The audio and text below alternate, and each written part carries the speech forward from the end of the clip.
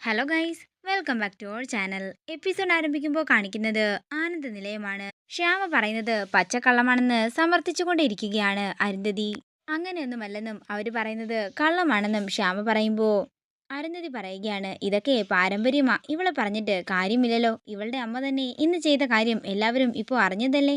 ഇത്രയും കേട്ടിട്ടും വസുന്ധര ഒന്നും മിണ്ടാതെ നിൽക്കുകയാണ്. ഈ പ്രശ്നം നമുക്ക് ഇവിടെ അവസാനിപ്പിക്കാം. എല്ലാവരുടെ മുമ്പിൽ എന്നെ നാണം കെടുത്തിയപ്പോൾ നിനക്കും നിന്റെ ഭാര്യയ്ക്കും സന്തോഷമായില്ലേ എന്ന് വസുന്ധര അഖിലിനോട് ചോദിക്കുന്നു. തുടർന്ന് ആദിയും അമൃതയും കൂടി പറയുകയാണ്, ആരൊക്കെ വിശ്വസിച്ചാലും ഇല്ലെങ്കിലും ശ്യാമേ, നീ പറയുന്നതെല്ലാം സത്യമാണെന്ന് ഞങ്ങൾക്ക് മനസ്സിലായി. ഏട്ടാ, നിങ്ങൾക്ക് മനസ്സിലായി, പക്ഷേ സത്യമൊന്നും ഇതുവരെ അമ്മയ്ക്ക് മനസ്സിലായില്ലല്ലോ. അതിനെ മനസ്സിൽ സ്നേഹം വേണമെന്നും അഖില് പറയുന്നു. തുടർന്ന് അഖില് ദേഷ്യത്തോടെ ശ്യാമയെ വിളിച്ചുകൊണ്ട് അവിടെ നിന്ന് പോവുകയാണ്. ഇതെല്ലാം കണ്ട് ദേഷ്യത്തോടെ നിൽക്കുകയാണ് അരുന്ധതി. ശ്യാമയെ അമ്മ പരസ്യമായി അംഗീകരിക്കുന്ന ദിവസം വരാനിരിക്കുന്നതേയുള്ളൂ. അതിനുവേണ്ടി അമ്മ കാത്തിരുന്നു എന്ന് പറഞ്ഞിട്ടാണ് അഖില് ശ്യാമയെ വിളിച്ചുകൊണ്ട് അവിടെ നിന്നിറങ്ങുന്നത്. പിന്നീട് കാണിക്കുന്നത് അരുന്ധതിയാണ്. പുറത്തേക്കിറങ്ങുന്ന അരുന്ധതി കാറിൽ വിസ്മയെ കാണാഞ്ഞിട്ട് ടെൻഷനോടെ നിൽക്കുകയാണ്. വിസ്മയുടെ ഫോണും കൂടി കാറിൽ നിന്ന് കിട്ടുമ്പോൾ ടെൻഷനോടെ വിസ്മയെ തിരക്കുകയാണ് അരുന്ധതി. പിന്നീട് കാണിക്കുന്നത് വസുന്ധരയും ഐശ്വര്യയുമാണ്. ഇന്നിവിടെ നടന്ന കാര്യങ്ങളെല്ലാം ഓർത്ത് എനിക്ക് അതിശയമാ തോന്നുന്നത്. എന്നാലും വിസ്മയ്ക്ക് വേണ്ടി ശ്യാമ പാടുക എന്നൊക്കെ പറഞ്ഞാൽ ഇനി ഒരുപക്ഷെ അത് സത്യമായിരിക്കുമോ എന്നൊക്കെ വസുന്ധര ഐശ്വര്യോട് ചോദിക്കുമ്പോൾ ഐശ്വര്യ പറയുകയാണ്, എൻ്റെ അമ്മയെ തെറ്റിദ്ധരിപ്പിക്കാൻ വേണ്ടിയാ ആ ശ്യാമ ഇങ്ങനെയൊക്കെ കാണിച്ചത്. അല്ലാതെ ഇതിലൊന്നും ഒരു സത്യവുമില്ല.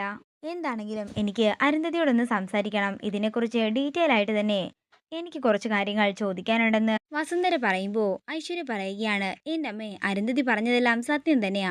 ആ ശ്യാമയുണ്ടല്ലോ, അവള് പഠിച്ച കളിയാ. ഞാൻ തന്നെ അരുന്ധതിയെ വിളിച്ച് ഈ കാര്യം സംസാരിക്കാം. അത്രയും പറഞ്ഞുകൊണ്ട് ഐശ്വര്യ അരുന്ധതിയുടെ ഫോണിലേക്ക് വിളിക്കുകയാണ്. അതേസമയം വിസ്മയെ കാണാതെ ടെൻഷനോടെ നിൽക്കുകയായിരുന്നു അരുന്ധതി. അരുന്ധതി ഇപ്പോൾ എവിടെയാണെന്ന് ഐശ്വര്യ ചോദിക്കുമ്പോൾ അത് പിന്നെ വിസ്മയ്ക്ക് ഒരു ചെറിയ പ്രശ്നമുണ്ടെന്നും ഞങ്ങള് നിങ്ങളുടെ വീടിന്റെ പുറത്ത് തന്നെ ഉണ്ടെന്നും അരുന്ധതി ഐശ്വര്യയോട് പറയുന്നു. അമ്മേ, അവര് പോയിട്ടില്ല, പുറത്തു തന്നെ ഉണ്ടെന്ന്. ഞാൻ പോയി സംസാരിച്ചിട്ട് വരാമെന്ന് ഐശ്വര്യ പറയുമ്പോൾ ഞാനും കൂടി വരാമെന്ന് വസുന്ധര പറയുന്നു.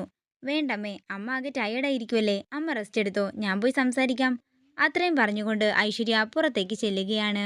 അതേസമയം അരുന്ധതി വിസ്മയെ കാണുകയാണ്. എൻ്റെ മോളെ, ഞാൻ നിന്നോട് കാറിലിരിക്കാൻ പറഞ്ഞിട്ടല്ലേ പോയത്. നീ എന്ത് പണിയാ കാണിച്ചത്? മമ്മി എന്തുമാത്രം പേടിച്ചെന്നറിയാമോ? മമ്മി, ഇനി എന്തിനാ നമ്മളിവിടെ നിൽക്കുന്നത് എന്നൊക്കെ വിസ്മയെ ചോദിക്കുമ്പോൾ എല്ലാം മമ്മി ശരിയാക്കിയിട്ടുണ്ടെന്ന് അരുന്ധതി പറയുന്നു. അതേസമയം ഐശ്വര്യ പുറത്തേക്ക് വരികയാണ്.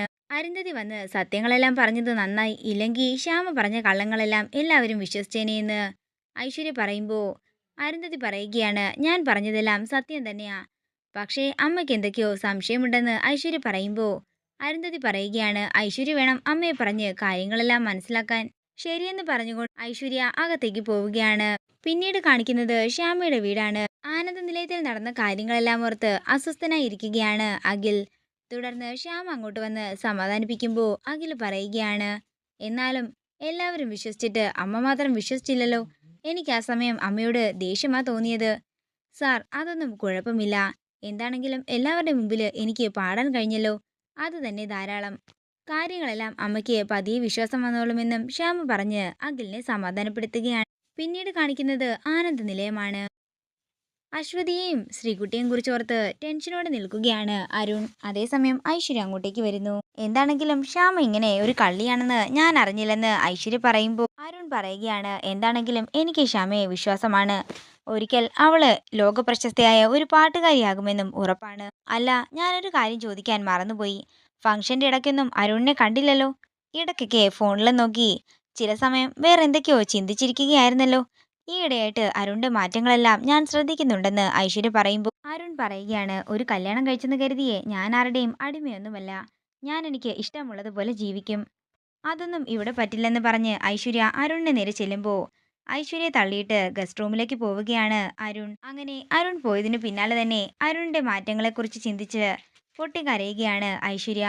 അതേസമയം ഗസ്റ്റ് റൂമിൽ ചെന്നിട്ട് അശ്വതിയെക്കുറിച്ച് ആലോചിക്കുകയാണ് അരുൺ. ഇതോടുകൂടി ഇന്നത്തെ എപ്പിസോഡ് ഇവിടെ തീരുകയാണ്. വീഡിയോ ഇഷ്ടമായെങ്കിൽ മറക്കാതെ ലൈക്ക് ചെയ്യുക, ഷെയർ ചെയ്യുക, കമൻറ്റ് ചെയ്യുക. കൂടുതൽ സീരിയൽ അപ്ഡേറ്റ്സിനായി മറക്കാതെ സബ്സ്ക്രൈബ് ചെയ്യുക നയൻസ് ക്രിയേഷൻസ്.